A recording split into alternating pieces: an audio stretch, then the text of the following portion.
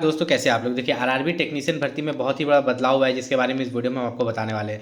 हम आपको सबसे पहले बदलाव ही बताएंगे कि क्या बदलाव हुआ है आरआरबी टेक्नीशियन में, लेकिन उसके बाद हम क्या क्या बताएंगे हम आपको बता देते हैं ताकि वे सब बच्चे रुक सकते हैं जिनको ये सब जानना है। सब उसके बाद हम ये बताएंगे कि आरआरबी टेक्नीशियन में सबसे बेस्ट पोस्ट आपका कौन सा होता है। मैंने पहले भी आपको बताया, मैं जानता हूँ कि फॉर्म जो भरना है वो बंद हो चुका है, फॉर्म भरना का अभी मॉडिफिकेशन चल रहा है, लेकिन सबसे बेस्ट पोस्ट कौन सा होता है, किसमें सबसे कम कटअप जाता है, ये भी हम आपको बताएंगे।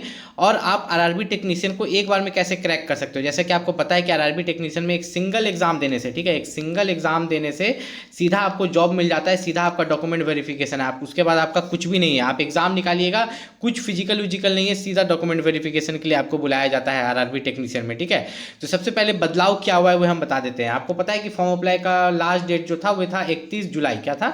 31 जुलाई। तो जितने बच्चे रिजर्व कैटेगरी से बिलोंग करते थे, जैसे कि ओबीसी, एससी, एसटी और ईडब्ल्यूएस कैटेगरी से, तो उनसे बोला गया था कि आपके पास सेंट्रल लेवल कास्ट सर्टिफिकेट होना चाहिए था। अगर उनके पास सेंट्रल लेवल कास्ट सर्टिफिकेट नहीं हुआ 31 जुलाई से पहले और उन्होंने ओबीसी, एससी, एसटी या ईडब्ल्यूएस फॉर्म बन के फॉर्म भरा होगा, उसमें सेलेक्ट किया होगा, देखिए उसमें कास्ट सर्टिफिकेट अपलोड करने के लिए नहीं बोलता है, लेकिन अगर आपने ओबीसी, एससी, एसटी, ईडब्ल्यूएस बन के फॉर्म भरा होगा तो आपको डॉक्यूमेंट वेरिफिकेशन में रिजेक्ट किया जा सकता है। ठीक है, इस चीज़ का खास ख्याल रखिएगा, यही सबसे बड़ा चेंज है। अभी मॉडिफिकेशन चल रहा है, ठीक है, और ये मॉडिफिकेशन मतलब एडिट चल रहा है। अगर आपसे कोई भी गलती हुआ है तो आप उसको एडिट कर सकते हैं, और ये कब तक चलेगा?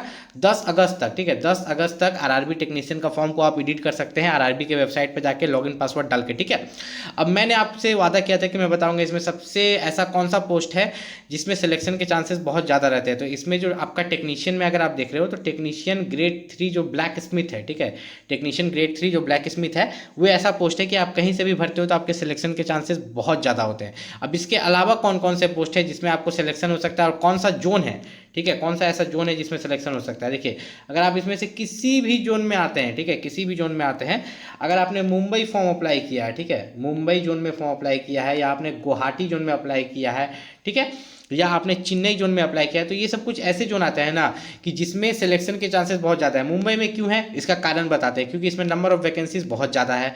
गुवाहाटी और चेन्नई में इसलिए है क्योंकि गुवाहाटी और चेन्नई में जो है लोग जो है गवर्नमेंट जॉब्स की तरफ ज़्यादा नहीं भागते हैं, तो वहाँ पर वैकेंसीज जो है आपका जो निकलती है तो बाहर वाले लोग ही जाके फॉर्म फिलअप करते हैं, बिहार वाले ये सभी उधर जाके फॉर्म फिलअप करते हैं और सिलेक्शन लेते हैं। अब मेनली अगर हम बात करें कि आप इस एग्ज़ाम को कैसे क्रैक कर सकते हैं, टेक्नीशियन ग्रेड 3 का एग्ज़ाम जो है इसको आप कैसे निकाल सकते हैं एग्जाम को, तो हम आपको इससे पहले एग्जाम पैटर्न पर ले जाते हैं ताकि हम आपको बता पाएं कि आप एग्जाम को कैसे क्रैक कर सकते हैं। तो आपका जो एग्जाम पैटर्न है आप देखिएगा कि उसमें भी ज़्यादा ऐसा कोई नहीं कि लेवल 1 है, सीबीटी 1 सीबीटी 2 नहीं, बस एक सिंगल एग्जाम दीजिएगा और उस सिंगल एग्जाम के बाद जो है आपका यहाँ पर रेलवे में सीधा सिलेक्शन हो जाता है। ठीक है, टोटल इसमें जो है आपको 100 क्वेश्चन देखने को मिलते हैं, 1/3 नेगेटिव मार्किंग यहाँ पर रहता है। एग्जाम में नॉर्मलाइजेशन होता है क्योंकि एग्जाम आपके मल्टीपल शिफ्ट्स में कराए जाते हैं। ठीक है, ये टेक्नीशियन ग्रेड 1 का है, ग्रेड 1 पर उतना फोकस नहीं करेंगे, ग्रेड 3 पर फोकस करेंगे। ठीक है, टेक्नीशियन ग्रेड 3 की बात करें तो इसमें टोटल 100 क्वेश्चन 90 मिनट का समय। सोच लीजिए अभी के समय कोई एग्जाम देने जाइएगा ना तो 100 क्वेश्चन के लिए 60 मिनट देता है, लेकिन आपको टेक्नीशियन कितना दे रहा है? 90 मिनट का समय दे रहा है। ठीक है, 1/3 आपका नेगेटिव मार्किंग है। ठीक है, एग्जाम आपका कंप्यूटर पर होगा, ये चीज़ तो आपको पता होगा। अब यहाँ पर देखिए खेला किसका है? मैथ का। मैथ में 25 क्वेश्चन, रीजनिंग में 25 क्वेश्चन। अब इसको ब्रेक कीजिए, मैथ में 25 क्वेश्चन, रीजनिंग में 25 क्वेश्चन। जब तक आप मैथ में 20 प्लस नहीं लाइएगा और रीजनिंग में 20 प्लस नहीं लाइएगा तब तक आपका सिलेक्शन नहीं हो सकता है। अगर आप ऐसा भी कर दीजिएगा ना कि आप रीजनिंग में यहाँ पर 25 में से 25 ले आते हैं और मैथ में यहाँ पर आप 2 नंबर लेके आ रहे हैं, तब भी आपका सिलेक्शन नहीं होगा। उसके बाद आपका सबसे मेन जो मेरिट बनाता है, ठीक है, ये दोनों तो सब कोई करेगा, ये दोनों हर एक बच्चा जो एग्जाम देने जाएगा ना वो 20 प्लस बना के आएगा। अब जो मेन सिलेक्शन करवाता है वो है आपका जनरल साइंस। कौन है? जनरल साइंस के 40 क्वेश्चन।